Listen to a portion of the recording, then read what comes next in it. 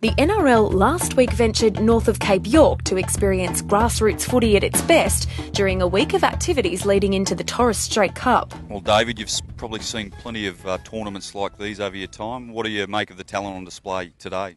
And I mean, this is the difference when you come to these smaller communities, but I mean, people coming from all over the place, and we've heard some fantastic stories about just jumping on a boat. I mean, sides not making it because of that. So, I mean, this is I think the true grassroots of what we're able to see. And what I found most enjoyable is that our CEO has come out to see what grassroots is all about. And for myself, been doing this for a long time, it gives me great pleasure to be able to know that we're heading in the right direction. And we've got, as you said, untapped talent, I mean, right across our country. And I mean, Queensland's probably the place where they have to travel the furthest, but you're hearing their stories, you're hearing their voice, and you see it in their eyes how passionate they are about rugby league. And I mean, they want to be the next Jonathan Thurston.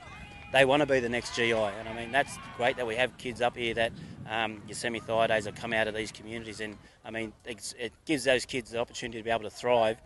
Places like this to go from here to ANZ Stadium, I mean, this is what it's all about. You'd have more of an insight than most into what rugby league means to people up here. I mean, what is rugby league up here? It's so important to them. Oh, mate, it is almost the be-all and end-all. I mean, when you look at rugby league, and I suppose one of the biggest things, and you would have seen it yesterday, that State of Origin trophy, the kids, when whoever was up introducing, it's the trophy that Cameron Smith held above his head. This is the one that Queensland had for the last 8 years, and I mean, the kids just look at it, their eyes are big as dinner plates, it's like they're stuck in the lights, and it's that wow factor that we don't get. I mean, we see it, we probably take it for granted, but I mean, these kids here, even to have the opportunity, raw, untouched, talented, and I mean, we've got enough of it to be able to supply the NRL for years and years to come. And in saying that, we've got to make sure that our infrastructure is right from grassroots up. So this is, I think, potentially for me, a step in the right direction, knowing that as an ambassador,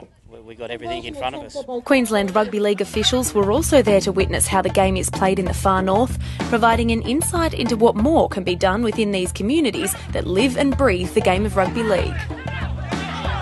I can only applaud the fact that they've come up here to see what we actually do out here in the sort of outer reaches of the rugby league world, I suppose, in terms of the northern peninsular area, and up here in the Torres Strait, it's pure footy, and it's footy at its finest form, because there's no malice in it. There's a lot of intent in it, but there's no malice, and the players just belt each other from day 1 to day 4. They get up, pat each other on the back. I've been coming up here for 8-9 years, never sinned in anyone, never sent anybody off, never had to, never even had to go close to it. So to me, as a footy tragic, that's perfect. I get the best seat in the house as a referee, and as an administrator, you get to make sure that the infrastructure's in place, that they can play a safe environment, and that everything else is covered for them. Amy Lindsell, NRL News.